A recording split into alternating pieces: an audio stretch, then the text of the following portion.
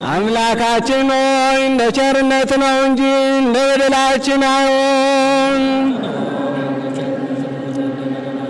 አምላካችን ሆይ እንደ ቸርነት ነው እንጂ እንደ በደላችን አይሆን። አምላካችን ሆይ እንደ ቸርነት ነው እንጂ እንደ በደላችን አይሆን። ሰራዊተ መላእክት ለመድኃኔ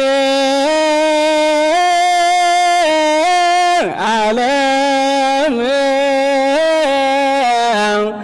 ይቀውሙ ቅድሜሁ ለመድኃኔ ዓለም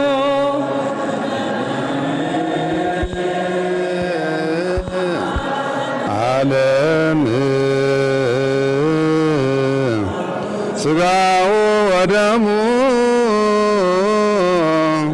ለመድኃኔ ዓለም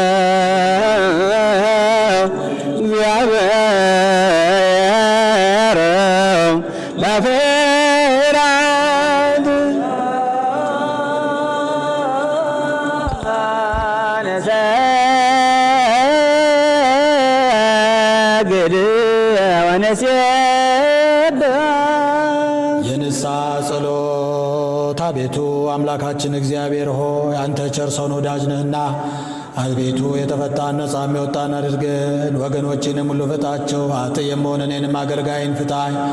ክቡራን ብፁዓን ቅዱሳን ፓትርያርኮች አባ መርቆሬዎስን አባ ማትያስን አስባቸው። ብፁዓን ሊቃነ ጳጳሳትንም አስባቸው።